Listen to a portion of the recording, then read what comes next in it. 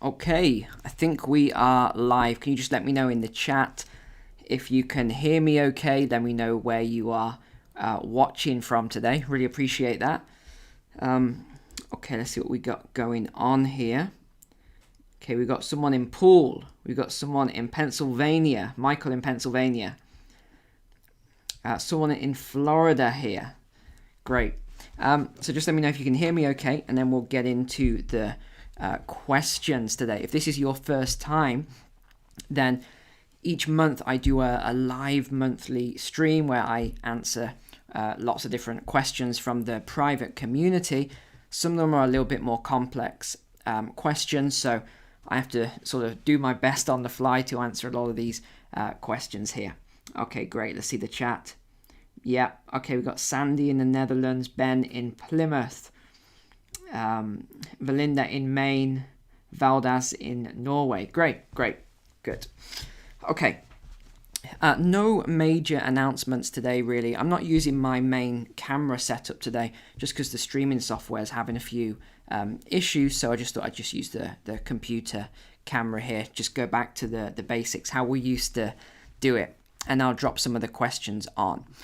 Again, people keep asking me for my office address, so this is my office address. I really appreciate it. Thanks for the Christmas cards and things that you've been sending me already. Really appreciate it. I always love to read them and the letters and things like that you send me, so thank you so much. So I'll just leave that on for a minute. That is, again, there isn't really any major announcements, so I'm just going to jump straight into the questions today, but I hope everyone is doing well in this crazy world that we're living in at the moment. Every day just seems to get more and more crazy. I'm sure you'll agree at the moment. And I hope you haven't took too much of a haircut overnight with the crypto market. Some of them were down 30% when I woke up this morning. Just remember always with things like this that if you're buying for the long run, it doesn't matter when you have blips like this, you're just buying to hold. So just don't look at it, ignore it for a week or so and see how you're doing next week. Okay, but we're going to talk a little bit about investments today anyway. There's a lot of questions that come in about investments, but we've only really got, again, 8 or 9 questions, something like that. So it should be fairly simple. Let me take my office address off. And that is, as always, the Patreon. If you want to ask questions or you want to join the private community, you want to see the investment videos I put out every month. They are 1 hour long. So I just did one on Thursday and I talked about, well, what's just happened overnight pretty much. I was talking about how really the way I see the next, December going into the new year, I see it as a very volatile period. And I don't think I'm alone in saying that. A lot of people are now starting to see the writing on the wall that we are going into this new period, which is very volatile. It's a lot more risky, and 2022 isn't going to be like 2021. But we'll talk about liquidity and how the markets are driven in a moment and where investments are going. Okay. And also for those of you who are asking about the coaching program, that's how you join the coaching as well. I've just got off the coaching call with the group, and again, we're talking about a lot of investments at the moment, but that's how you join is via Patreon Tier 5.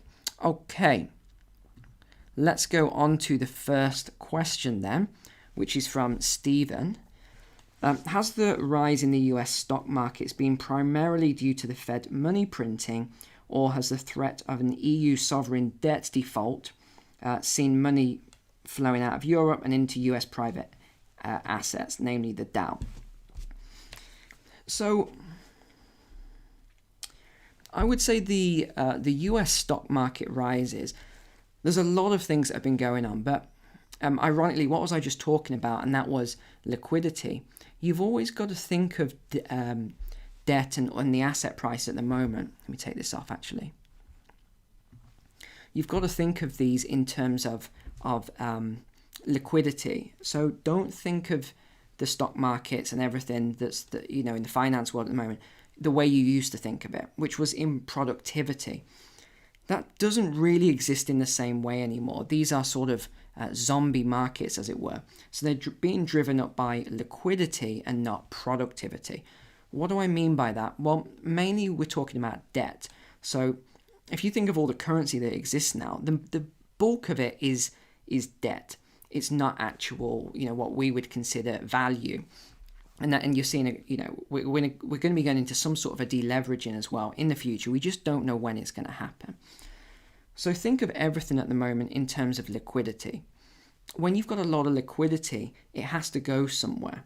When you've got the Federal Reserve buying up 55% or whatever number it is now of all the mortgages in the USA, and they're pumping in money and they're doing this and they're doing that, and you've just got record low interest rates, you've got people hanging on to assets rather than selling them.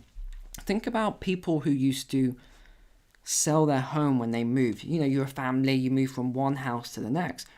What would you always do traditionally? You would sell your first home and then you would buy the next home. It's called a chain, very simple. Well, we haven't been seeing that in the same way that we used to, and that's certainly through our agencies, our business partners, people I mentor. What you're seeing a lot of is people are keeping that house and then they're buying another house as well, and they're using the previous house as an ATM. So releasing equity, renting it out, getting a rental income on it. So these are all the things, the patterns that have helped to sort of move these assets bigger and bigger and bigger. So we're seeing a lot of this. Is the EU sovereign debt default, and there's a lot of other things you could talk about. Is that, and again, this is what Stephen is asking. I'm not saying there's a sovereign debt default going on here. Although most markets, most currencies are in some stage of a crisis, however you look at it. So yes, sort of, but really you want to look at liquidity. That's the way you want to look at everything in terms of liquidity. QE has definitely helped to push up prices, but it was really the amount of debt, the low interest rates, and a lot of speculation. And again, remembering the stock markets, what you've actually got is very few of these big stocks which are holding up all the rest and making it look as though we're in this crazy stock market, when really a lot of the stocks are in a bear market territory. You've only got some really big stocks that are pushing it into a bull market. So that's the way I would probably say to look at it. Next question then is from Milan. Do you see a crackdown on cryptocurrencies as US Congress calling for a regulatory crackdown on the volatile sector? Coinbase CEO will testify before the US House Financial Services Committee on December 8th. Okay. Get that off. Here's what I would say. Do I see a crackdown on cryptocurrencies? It's all in semantics. You've got to, it's really, how can I put this? I don't know if I'd consider it a crackdown. I definitely think we're going to see more regulation. 100% we're going to see more regulation, because the governments want to bring in CBDCs, central bank digital currencies. Tomorrow's video is actually on that, and I'm still working on that video. I'm going to be working on it late into the night actually. But that is what's going to be coming out tomorrow. Not the boring stuff around CBDCs, but the scary stuff, some of the things that other people aren't talking about. So I'll be covering that on tomorrow's video. But the governments, the central banks, they don't want competition from cryptocurrencies. So what will they do? They will push policy through with, all the lobbyists and everyone else that they have, let's just say. They're going to try and push policies through to very heavily regulate cryptocurrency.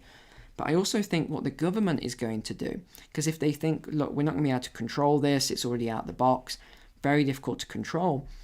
Look what China and India did. Oh, we're going to ban it completely. And look how that turned out. India did a U-turn on that the first time. Tried to ban it again. It looks like it's going to be a U-turn again. It's very, very difficult to ban cryptocurrency.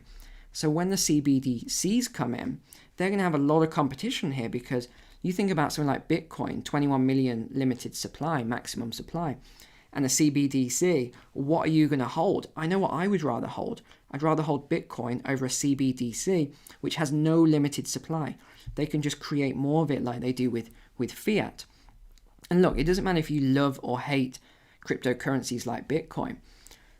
if you had a choice, I'm pretty sure most people would choose Bitcoin over a CBDC. If it was like for like, I would prefer to have the one that can't be manipulated, can't be bailed in, can't be, everything else that they can do with it. Very scary stuff with these CBDCs.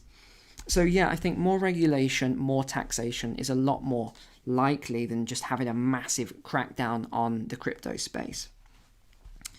Okay, so the next question is from Caitlin. Has there been any further development on the Evergrande debt crisis since your last YouTube video a few weeks ago?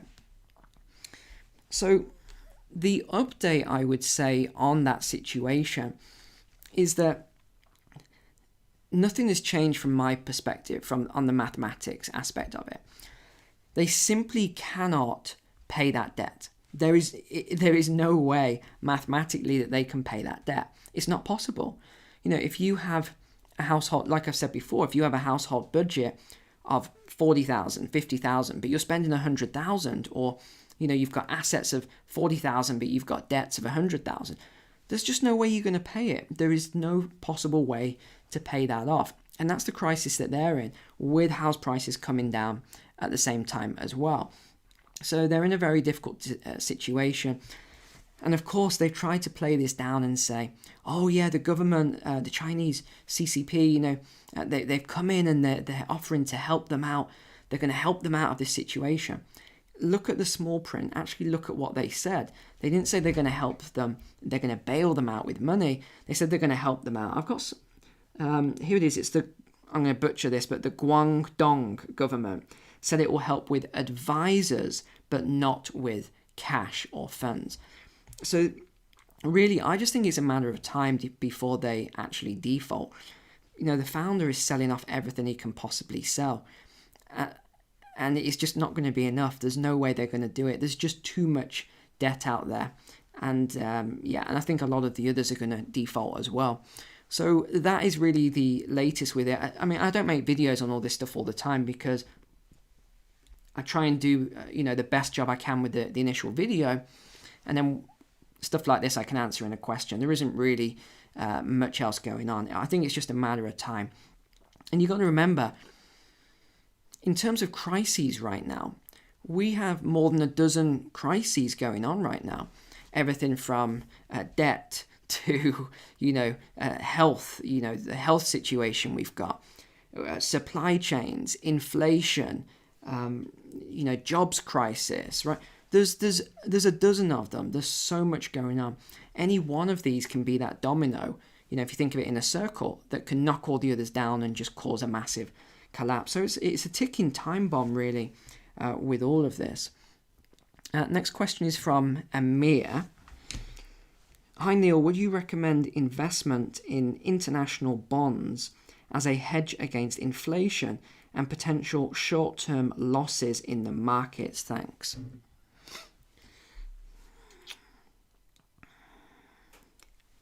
Okay, well, if you're thinking about bonds, international bonds, see, I personally don't hold bonds. I'm not a huge fan of bonds. I think they have their place, but the reason, if I didn't know about all the different asset classes, then yes, I'd probably buy bonds. I'd hold bonds. But for me personally, if I've got a choice between a piece of paper that says, someone guarantees to pay me money, or holding that same amount of paper in, say, gold, however, small or bigger an amount that was. Now, you're not going to get any dividends from, or payments, or coupons, or anything like that from gold, but at least you've got it in your hand there, and it's safe and secure. So if I had a choice between bonds or holding physical gold, for example, I would much prefer to hold physical gold. That's the way I'd look at it. But remember, you can also take fiat currency and you can, get good interest rates on it with different things. We were just talking on the monthly investment video about some of these platforms at the moment offering 3-4%, some of them 5% interest rates on fiat currencies. In that situation, what would I be looking to do? And again, we'll probably come on to cash at the moment. In fact, let me talk a little bit about cash, because I don't know if this will come up in another question. But one of the things I've been talking about over the last week in the private community is this volatility. And I feel like I've probably saved people a lot of losses, especially overnight, because I had more than a dozen messages just this week saying, Neil, I'm thinking of investing, some people, huge sums of money. I won't even go into huge sums of money into the crypto space right now. And my guidance to those people and really to everyone is, and look what's happened just overnight, was maybe just wait. What I'd be looking to do is take any funds and cash and maybe moving it into some of these crypto platforms, like diversifying it, let them pay you a little bit of interest on the fiat. But just position it, because it is quite difficult to get your funds into some of these platforms. If you really want to go into crypto, I would say just be a bit more cautious right now. I personally don't think now is the perfect time to be buying into crypto. I would be personally, if you're already holding it and you're happy and you've bought it and you're holding it for 5 years, you don't need to do anything. Just keep doing what you're doing. Hold it for 5 years, whatever you're gonna do. Don't worry about these ups and down blips. But the only thing you need to worry about with anything at the moment is if one of these dominoes falls, it's going to pull everything down. Just look what happens when the stock market starts to drop, like we saw. Straight away margin calls. People are liquidating everything. All these people, I was watching this YouTuber, expert on crypto. He didn't even understand why the crypto market fell this week, talking about all sorts of stuff. No, it's very simple. When you have margin calls in the stock market, and then a few hours later, the crypto market starts to drop every single time, 4 times in a row, it's not a coincidence. This isn't rocket science. So this is the way I'd be looking at this right now. I'd be looking at, we've got a lot of risk right now, a lot of volatility. I wouldn't be gambling on certain asset classes. What I would be doing is, sure, you can buy bonds if you want to buy bonds. And some people really are in a position where if they are in pensions or funds or managers or brokers, you haven't got much options as to where you move. But if you do have options, I'd probably start to look at a cash position. Now, obviously diversify that and look at alternative stores that aren't, the big commercial banks which can bail you in. You can all be bailed in pretty much in most countries now. Start looking at this and start looking at where you can actually hold your cash, your money securely, so that, and just be patient. One thing that always makes me laugh is people say, Neil, if I'd have listened to you, I'd have missed out on 10% gains. Yeah, okay, you might have missed out on 10% gains, but what about when it crashes, right? And sometimes these things, different segments, but sometimes markets can crash 40, 50%. It varies depending on the market. Well, what if something crashes 50%? I don't care if you missed a 10% run up, if I've just saved you a 50% loss. So you've got to see it. This is the way I look at it and the way I approach it and the way I sort of explain things to people. It doesn't bother me in the slightest if people lose out on gains, if in the long run they're going to save on these crashes. It's just common sense to me. So let me move on to the next question then. This is from Las Vegas Gambler. I have no idea what his real name is or her real name. If you were to have a perfect asset allocation for a US citizen, would you hold it more liquid or more dug in real estate? Okay, would it be heavier physical or miners? Till what point? Holding certain brand or age, any advantages? Yeah, okay, I think I've sort of covered a little bit of this a moment ago. Let me get this off the screen. But yeah, I'd probably, again, more liquid right now. That's where I'd be looking. I do think being more liquid, but having precious metals. But also remember what I said on this week's investment video.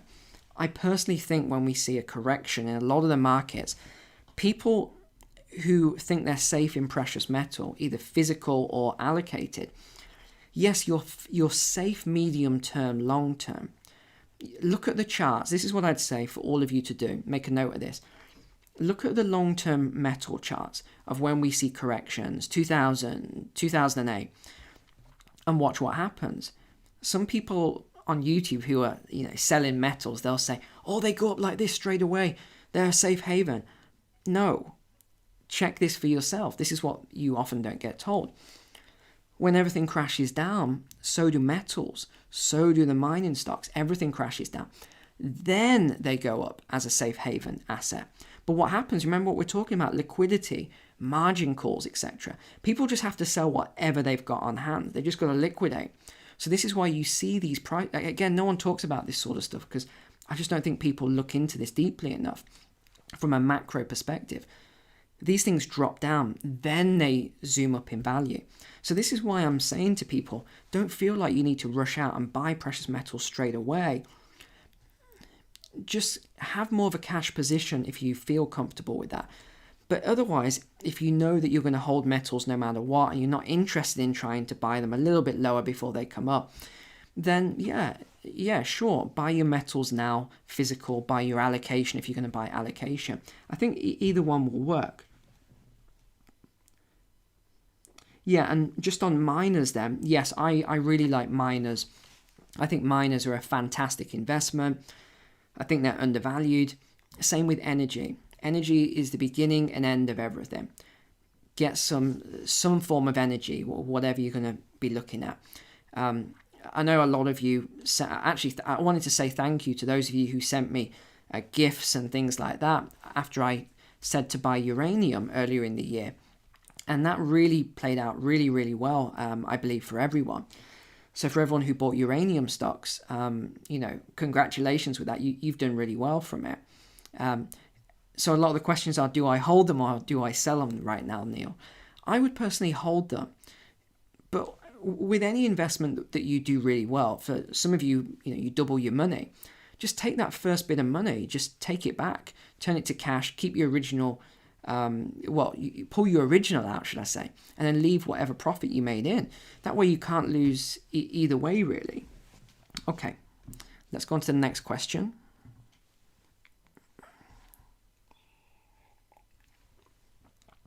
This one's from Tara. What are your thoughts on El Salvador's Bitcoin bonds? What are my thoughts on it? Okay, well, firstly, they're paying a 6.5% coupon on it, something like that, plus dividends. So on the face of it, it does seem well. However, for me personally, if I'm going to take on risk, I've got two ways of looking at this. Number one, why would I not just own the Bitcoin and then stake it and get 4%, 4.5%? Why would I not just do that if it's guaranteed the staking anyway? Why would I take some risk for the 6.5%? But yeah, okay, they're going to give you 50% on the uplift or the profits they make or whatever. But would I buy them? Well, I guess we can look at this in terms of emerging markets as well. For those of you who buy emerging markets and bonds and things like that, buying the emerging markets, what's the average return there? Some of them 6 to 9%. They're very, very strong, but they carry risk. So if I had a choice between something like that or Bitcoin or the El Salvador Bitcoin, what would I choose out of those three? I think if I was looking to do these El Salvador Bitcoin bonds, I probably wouldn't. Or if I did, I'd do it knowing there's a risk behind it. But why not just buy Bitcoin and then buy emerging markets? I'd probably look at it that way, to be honest. That way you're hedged either way with it. Okay, so let's move on to Joshua now then. Joshua, what are your thoughts on Victoria's new pandemic bill? A shocking overreach of power, I guess it would be my thoughts on it. How do you escape from a barbed wire camp that's voluntary is my point, I guess I'd say on that. But I don't really have much else to say on that, Joshua, other than that. So we'll move on. This one's from Daniel. I've actually dropped it down a bit because it would fill the whole screen. It's so big a question. but he's talking about mandates globally for both public and private sector employees and the resulting great resignation. And so Daniel's asking, what is the end game here? And there's another part of the question here in terms of digital IDs and ultimately the introduction of CBDC. Actually, you'll probably see some of this answered on tomorrow's video, Daniel. I'm not going to go into the Vax Pass and all that sort of thing, but if you just watch the video from that perspective, that everything is moving towards a digital ID, CBDCs, digital wallets, etc., I think you'll probably get a lot of your answers from this. So Daniel's really, the second part of the question is, so the first part was what's the end game? And the second part is it actually possible to save the monetary system in its current guise? I.e., could the system be allowed to deleverage through a depression and then be pegged to gold? Poland, Russia, China have increased their gold reserves hugely in recent years. Yes, so let's take it a bit by bit here then. So what's the end game with the Great Resignation and the mandates and things like that? I think really we're too soon to say. But if you remember when this whole thing started a couple of years ago, or a year and a half ago, well, it depends if you want to look at it from December 19 when it started or March when it really kicked off. I've been saying since the start, this is not going to be 6 months, a year, like people were saying. Oh, if everyone goes out and gets their jabs, this will be over in, 6 months or a year once the jabs come out. And I said this wouldn't happen. It's not going to happen like this, and I still don't think it will. And look, everything's changing all the time. It was supposed to be 2 jabs, and that was it for those people who went out and got those jabs. But now it's, there's looking like a booster every 6 months, and a booster for different variants and things like that. For me personally, I've known from the start, or at least thought, that it wasn't going to go like that, and I still think that. And I think this could go on for a few years yet. So we've already had 2 years of this. I think we're easily going to have another 2 years, if not longer. This could go on for a decade in a worst case scenario. That's if we don't have some sort of conflict beforehand. Because again, remember, I don't just give opinions. A lot of the stuff I say is based on reading more history books than you would ever imagine. I think most of you would be bored stiff with the amount of history books that I've read. And what I like to do is to see the patterns between what's happened in the past with different situations, different pandemics, but not really focusing on pandemics. I like to see it from a more broad perspective and look at, times of conflict and issues, not global, but in terms of sovereign issues in different countries. So that's the way I look at everything. And I think this is going to go on for a long time, years to come. So for those people who are just waiting for everything to, everything's just going to get back to normal. Like I said when I made my video on the Great Reset, things are not going to go back to normal. They're really not. Things are going to accelerate, and they have been accelerating. People said I was talking like a crazy person when I said we're going to see border crises in the future. And I say crises, not crisis, because, southern border USA that everyone was talking about. I said, no, we're going to see issues on the EU border as well. With and what have we seen now with Poland and Lithuania and these countries here and into the Ukraine and with Russia and everything else going on there. We won't go too much into it because I made a video explaining it all and what's happening. These things are all coming to pass. It's not that I have a crystal ball on these things. It's just that I'm able to just from reading a lot of history, sort of get a good idea of what might happen, combined with reading the reports of the World Economic Forum and some of these globalist institutions as to what they say are their goals. Well, what is a goal? If you set yourself a goal, you're probably going to either achieve it or you're at least going to get some part to it. So that's really the way I look at these sort of things. So the end game really is a lot of volatility. I think it's only a matter of time before we have a financial crisis, a huge recession, if not a depression. Worst case scenario with a depression like that, because again, look at the correlations, watch my Great Depression diary series between the 1920s, the roaring 20s, and right now. There are more similarities than there have been with any other period. And of course, everyone just thinks this is just going to keep going and there's infinite supplies of currency, but there's not. When the liquidity gets drained, when the interest rates start to move, which I don't think is going to be yet, but if they ever can move these interest rates is another question, which I would argue that they possibly can't. But we'll see. They might be able to move them, by 0.25% or something like that. But they're just going to have to keep going. They're going to have to keep moving between these interest rates and QE all the time. There's just too many issues. I won't get into it all because I'm just going to make this overly complicated. But just think of it like this. We're going to go into a recession. If we go into a depression, then there's a chance we could go into a great deleveraging. If we go into a deleveraging, that's not going to be good. So this is why I say to all the people that message and say, oh, I'm in the city. I'm in an apartment in, this big city and I think everything's going to be fine. Yeah, history doesn't really say that, to be honest. History says things are not going to be fine. And that's why you've heard me talk a lot about all of my plans and what we're doing, moving. That will be the next thing that we're doing.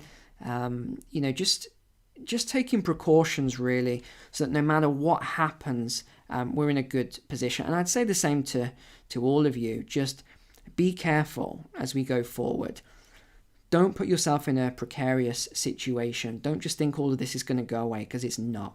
And already we've seen some pretty disturbing things just in the last week and a half, escalations in certain countries. So yeah, just be vigilant and don't bury your head in the sand like a lot of people are doing, because this isn't going away. Can the system be saved, Daniel? No, I'd say the system can't be saved as it currently is.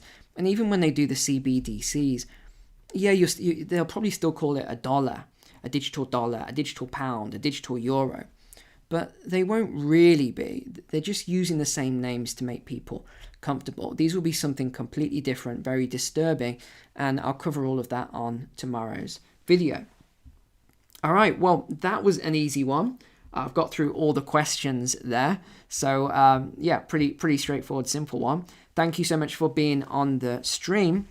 And again, what did I want to show? If you want to join the Patreon, if a lot of this went over your head, I would just say join the Patreon, especially right now. You're right at the start of the month.